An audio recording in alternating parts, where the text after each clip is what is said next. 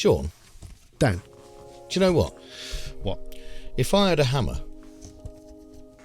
do you know when I'd hammer? I had a fish that used to sing this. Don't laugh. Do you know when I'd hammer?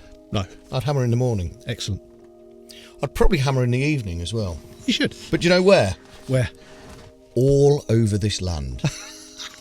Probably hammer out a warning. Oh. Yeah, I'd hammer out love between my brother and my sister. Oh. Yeah. But before I get busy with my hammer, let's shoot an episode of Is It?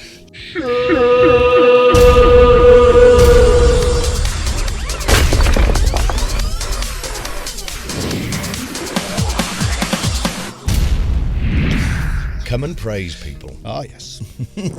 School assembly. It's nowhere near as boring as school assembly. Do you know what? Go on. School assembly, that boring, however long it was, it seemed to go on forever, where you sit there and listen to someone drone on about boring stuff. Yeah. Then you have to sing bloody hymns or whatever.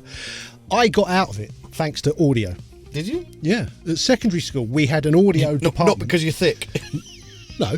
Oh, I don't think that had anything to do with it.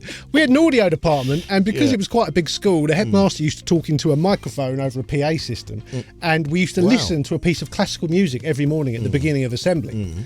And it was my job up in a little sound booth. I had a little studio master mixer. I had a really nice dual deck. Used to run the microphones and play the records, and it meant I got to sit in a little booth with my three mates that ran the audio department. Never went to an assembly the whole of secondary school. Wow. Isn't it funny how... You'd all sit cross-legged in the hall. I couldn't sit cross-legged if I wanted to now. I'd never get up. My knees are too fucked. Isn't it interesting?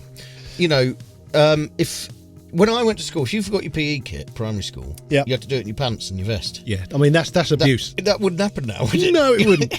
Well, do you know what we have to do at my if your secondary kid school? came home from school, if your kid came home from school, you'd worry because your kids are in their 20s. But and said, Mr. Yeah, he made me do PE in my pants. He'd be straight onto the old bill, the child line. Hold on. Well, I'll tell you what, almost as weird at secondary school, this was weird, and I was suspicious at the time. Our games teacher, I might say his name. Made me toss him off. Not quite. He said, right, we don't want you going back into class after playing football for an hour, all sweaty, so you will remove your underwear for games. So we used to play football or basketball or whatever in 80s style shorts, which stopped just short of your knob. Yeah. No underwear. And people realised in the team photos that were all hung in the school, all the poor blokes squatting in the front row, their nuts were hanging out the bottom of their shorts. But honestly, that was a rule. No underwear during games or PE. That's horrific. Absolutely horrific. Yeah. I mean, the abuse. Yeah. Can you imagine? Yeah, I could embellish on that story, wearing shorts with no underwear, but we'll save that for... That's before we go on to the communal showers with your games teacher just standing there watching. Make sure you get down there. Don't wash it like that. Give it here. Oh, Jesus. How did we survive? Anyway, so sorry, this is a plug-in review show, isn't it? This is going to be on the news now. Fame at last, Dan. Okay, so Sean, yes, what are we looking at today? Today, Dan, once I've got that out of my head, we are looking at a new EQ from Pulsar. Pulsar have just released the Poseidon, which what an adventure! What an adventure! That was a film, wasn't it? The original, not the remake. Dreadful. So quite a clever name, considering this is basically a Trident A channel EQ. And the Trident A series was a bit quirky in that for the gain on your EQ, you had a horizontal fader. Yeah, I mean, it was horizontal in the rack version. On the desk, obviously it wasn't. But yeah, you had a little fader, which was your gain, which is quite an interesting quirk. And then it had selectable frequencies. It was switchable frequencies. Anyway, Pulsar have brought out a modelled version of the Trident. It's a 4-band. It's got the slider as the original had. It's got what was the switchable frequencies has changed. That is now continuously variable, so that makes it a little bit more flexible. Does that make it parametric? It is kind of parametric. There's no width. You're stuck with choosing your frequency and then more or less. However, you do have control using the waveform on top. In a tradition, untraditional, more modern way, you can just grab the numbers and move them around. The nodes, I believe they're called. So yeah, they've made it better. So it's continuously variable. It's not just switchable, and they've also extended it, the frequency range. It was a bit limited before. Apparently, the transformers would have been huge in order to make it work like this, so they couldn't do it. So now this is just robots in disguise. Robots in disguise. That's a good one. You have got a drive control here at the beginning, and then those 3 buttons. The bottom one is off, and then you've got the original Trident saturation sound, and then you've got Pulsar's their version of it. So 2 different types of saturation you can have there. At the other end, you've got these 3 switches here for the transformer. You've got 2 different kinds of transformer. Again, one is modelled from the original Trident. The second one is Pulsar's own version, or you can just turn it off and have it all clean. You can see you've got your high pass there, you've got your low pass over there, your frequency selectors for the 4 bands, and your faders. You might also notice you have got mid-side switches per band. Kind of like that. Always. Of course you do. You like anything that's got MS written on it. It's just more useful. Yeah. It's just more useful.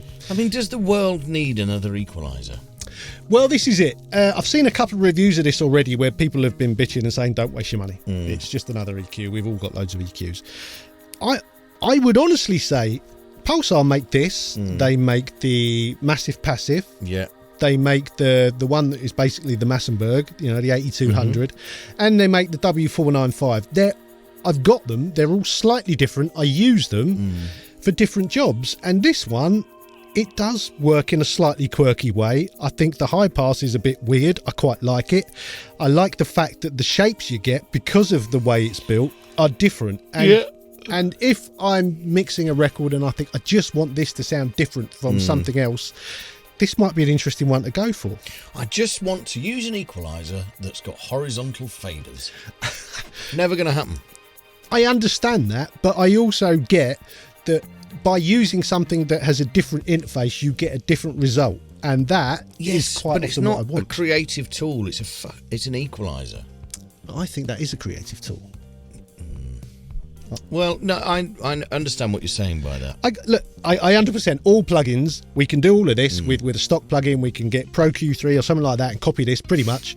The saturation will be different, but this, the curves, you can do with something else. So that's not the point. So it comes down to what we're going to ask next, doesn't it? I mean, first of all, do you get a demo? Yeah, full 14 days. Okay, a full 14, not 13 and a half, or no, like a full every single 24 hours of a 14-day period. You get a full 14 a full 14 day. Yeah. And so it's going to come down to this next question. It is.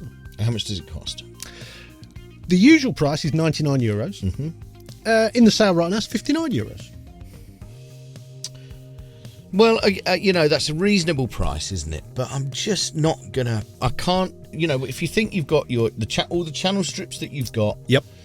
Are you going to go out and spend €60 or nigh on €100 on another equaliser? You don't have to. Why? Because it's not compulsory. But if you want to, the option is there, and that is the free market economy. There's nothing wrong with it. Don't you pull that one with me. Well, there's nothing wrong with it. It does what it says it does, and it does it very well. If you want it, buy it. If we start slagging things off because they're an equaliser, we're going to run out of content for our YouTube shows. We run across plenty of bad plugins and bad equalisers. In my opinion, this isn't a bad one. Okay, good. So the Pulsar Poseiden Trident A channel EQ. Yes. Is it shit? No, I don't think it's shit at all. It's really nice. I quite like having this, the 8200 and the W495, and picking which is going to do what job. And sometimes limitations are great. So the 495 I quite often have on my stereo bus because it's only got 3 bands. And it's quite nice. I have to shape it with these 3 bands. And it stops you disappearing up your own arse. You should think about it then. Generally in life, strap one across your mouth. Okay, and on that bombshell, please like the video. That would be very nice if you could do that. You could also subscribe to the channel, or maybe even become a channel member. We've got an Instagram, Studio Life 101. There's a Patreon, there's a merch stand, there's information about my mixing course and all that other stuff down there. So go and have a look. Until next time, sayonara. Adios.